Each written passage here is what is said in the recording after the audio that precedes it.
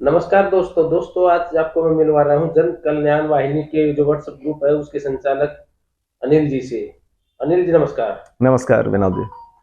अनिल जी आप आपसे कुछ हम शहर की आप एक सामाजिक व्यक्ति हैं। शहर की सामाजिक जो समस्याएं हैं, शहर के जो बहादुरगढ़ की जो कुछ मेन समस्या है उनके बारे में आपसे चर्चा करना चाहेंगे। हाँ जी, हाँ जी। हाँ जी। सर एक तो अतिक्रमण के बारे में अपनी राय दीजिए कि अतिक्रमण हर बार चुनाव मुद्दा बनता है परंतु अतिक्रमण हटने के बजाय बढ़ता ही जाता है। हर 6 महीने के बाद एक साल बाद डबल हो जाता है अतिक्रमण। विनोद जी, मैंने अपने व्हाट्सएप ग्रुप जन कल्याण वाहिनी जो आपको आप भी उसमें एक मेंबर हैं। मैं वक्त वक्त पे जो है आप लोगों को इस बारे में राय लेता रहता हूँ। शहर की सिचुएशंस अतिक्रमण के हिसाब से बहुत ज़्यादा वर्स्ट हो गई है। ठीक है।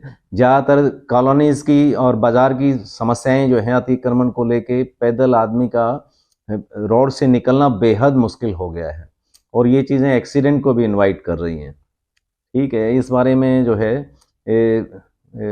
यहाँ का जो अपनी सिविक एजेंसी है उसको ज़रूर अपने संज्ञान में लेके इस चीज़ का निराकरण करना चाहिए। ठीक है। ये सिचुएशन बहुत वास्ट है। ये आगे जो है ये किसी भी कॉलोनीज की तरफ जाओ आप, लोगों ने जो है अपनी दीवार के आगे जो पब्लिक पैसेज है उसको बिल्कुल ख़त्म कर रखा है। उस पब्लिक पैसेज पे लोगों ने जो है अपनी बैरिकेडिंग टाइप, किसी ने अपना पेड़ लगा रखे हैं। लोग पेड़ लगाएं लेकिन पेड़ लोगों को घर पे लगाने चाहिए। इनसाइड अपनी वॉल के अंदर पेड़ लगाएं, ना कि पब्लिक पैसेज को किल करके पेड़ लगाएं। उससे रास्ता अवरुद्ध होता है और एक्सीडेंट की समस्या हमेशा बनी रहती है। शहर में जो है वाहन भी बहुत ज़्यादा हैं। अब आप एक बात बताओ, लोग जो हैं अपनी दीवार के आगे बैरिकेडिंग कर रहे हैं, बैठने के रास्ते बना रहे हैं, मचान बना रहे हैं, ग्रेनाइट लगवा रहे हैं वहाँ पे लोग। इतना सिचुएशन ख़राब है कि लोग किचन पे ग्रेनाइट कम लगवा के बाहर अपने जो पब्लिक पैसेज है उसको अवरुद्ध कर रहे हैं, बैठने की जगह बना रहे हैं। तो उससे गाड़ियों का आवागमन भी अवरुद्ध होता है और शहर के अंदर ये जाम की स्थिति को ये चीज़ें क्रिएट करती हैं। तो निस्तानबोध किया जाए, ख़त्म किया जाए इसको। और एक अगला टॉपिक है जैसे प्रदूषण। बहादुरगढ़ प्रदूषण के मामले में जो है टॉप कई दिनों तक टॉप में चला है और अक्सर टॉप में आता रहता है कि प्रदूषण के मामले में बहादुरगढ़ जो है देखते हैं तो हमारे लिए बड़े शर्म की बात है कि प्रदूषण के मामले में हम अखबारों में सुर्खियों में रहते हैं कि बहादुरगढ़ में सबसे ज्यादा प्रदूषण रहा है, आज इतने नंबर पे है बहादुरगढ़, आज इतने नंबर पे है रहा। तो किसी अच्छे काम में होने की वजह प्रदूषण सबसे ज्यादा होने के मामले में ऊपर रहता है। क्या इससे कैसे देखो बदल। विनोद जी, वैसे तो हम दिल्ली के नज़दीक हैं। दिल्ली भी प्रदूषण का सबसे बड़ा जो है अड्डा है। प्रदूषण वहाँ पे व्हीकल पॉल्यूशन है, फैक्ट्री पॉल्यूशन है, वो बहुत ज़्यादा है दिल्ली में भी।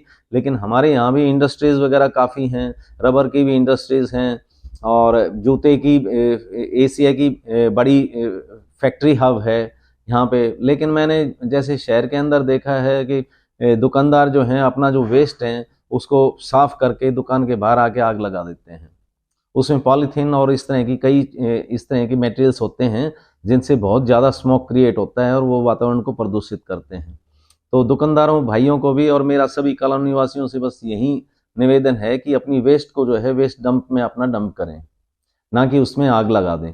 इससे सिचुएशंस बहुत ख़राब हो जाती है, सांस की बीमारियां होती हैं और ये सिचुएशन को एग्रावेट करती हैं ये चीज़ें। जैसे दिल्ली की जो बाहरी दिल्ली से जो पीवीसी मार्केट है उसकी भी अधिकतर वहां से उन्होंने उनको उठाया तो वो भी खेतों के अंदर लगभग बहादुरगढ़ के आसपास के जो गांव है उनके खेतों में उन्होंने अवैध काफी समय से अवैध प्लास्टिक का जो वेस्ट का काम चल रहा है, रबड़ जलाना है या और है जो प्रदूषण फैलाना है, वो उस पर काबू नहीं पाया जा सका पिछले कई साल। एक्चुअल विनोद जी, जहाँ तक मेरी नॉलेज का सवाल है, डंपिंग जो है, डंप होने से प्लास्टिक में उतनी वर्स्ट सिचुएशन क्रिएट नहीं होती है जितना अनलेस अनटिल जब तक हम उसमें आग लगाते हैं, वो समस्या बहुत ज़्यादा है। वो तो एक डंपिंग स्टेशन है मानो। डंपिंग भी अगर कई जगह जैसे उनको पिघलाने का, जैसे प्लास्टिक के खेतों में प्लास्टिक के दाने बना रहे रबड़ के, पिघला के उसको गोले बना रहे हैं, तो वो भी एक जो पिघलता है प्लास्टिक या रबड़ जब आप पिघलाओगे तो कहीं ना कहीं उसमें से जो धुआं निकलता है, गैसें खतरनाक निकलती है, कहीं ना कहीं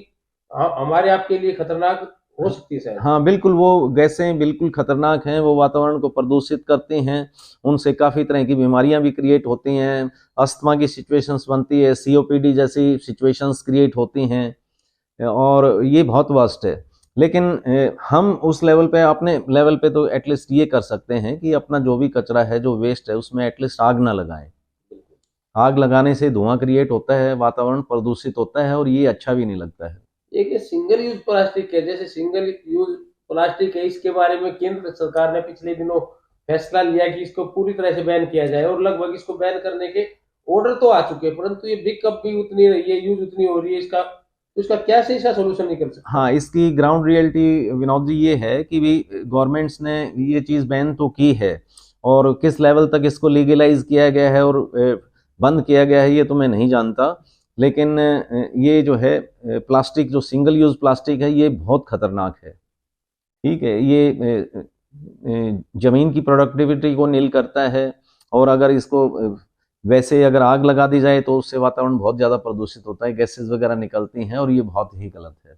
लेकिन सरकार को इसका कोई ऑल्टरनेट माध्यम भी क्रिएट करना चाहिए, तब जाके जो है पॉलीथीन पे बैन हो सकता है।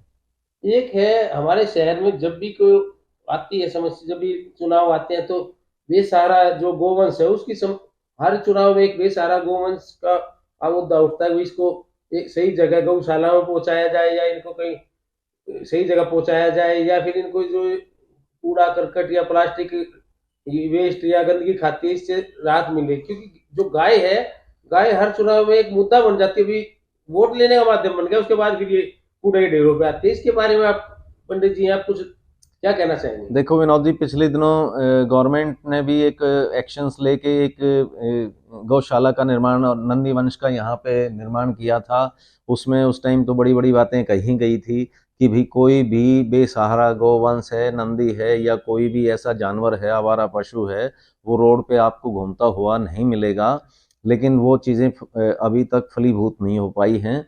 अभी भी सिचुएशंस ऐसे हैं कि गौवंश है और नंदी है, वो रोडों पे काफ़ी खुले में नज़र आते हैं, और वो एक्सीडेंट को भी इनवाइट करते हैं।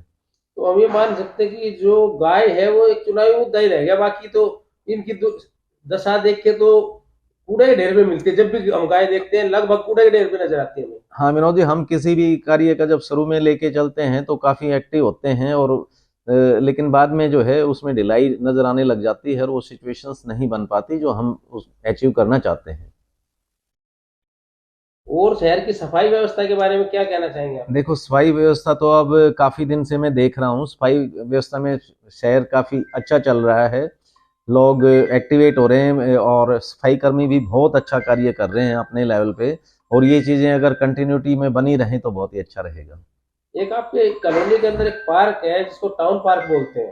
हाँ जी, हाँ जी। उसके कोने पे बाहर उसकी जो पार्किंग है, उसमें पिछले कुछ महीनों से एक डंपिंग पॉइंट सा बन चुका है। वहां पे सारा कूड़ा डलता है। उसके उसके कारण से क्या हुआ, धीरे धीरे वो उसकी दीवारें, ग्रिल भी, जैसे कूड़ा उठाने आते हैं, वो भी धीरे धीरे टूटने लगी। कल मैंने देखा टूटी हुई, कई जगह से ग्रिल भी टूटी, दीवारें। अगर वो पूरा ग्रिल दीवार टूट गई तो पूरा वो पार्क का कूड़ा घर बन जाएगा। तो उसके बारे में हाँ, आपके वार्ड का है? हाँ विनोद जी, ये पालिका कॉलोनी के साथ में और रोड के साथ लगता हुआ टाउन पार्क है।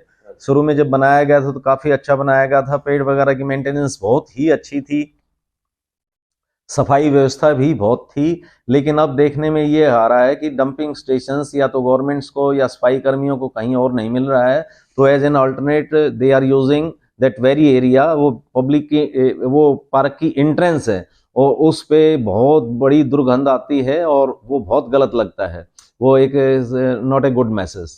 ठीक है, तो उसको हटाया जाना चाहिए मेरे तरीके तो से। जैसे ट्रैक्टर या मशीनें आती हैं, उसको जैसे कूड़ा उठाती हैं वहां से, तो उसकी ग्रिलिंग और ये चार दीवारी टूटने लग गया। अगर ये टूट गई तो फिर वो सारा अंदर तक ये हाँ, जैसे खत्म उसको, हो जाए पार्क हाँ, धीरे धीरे।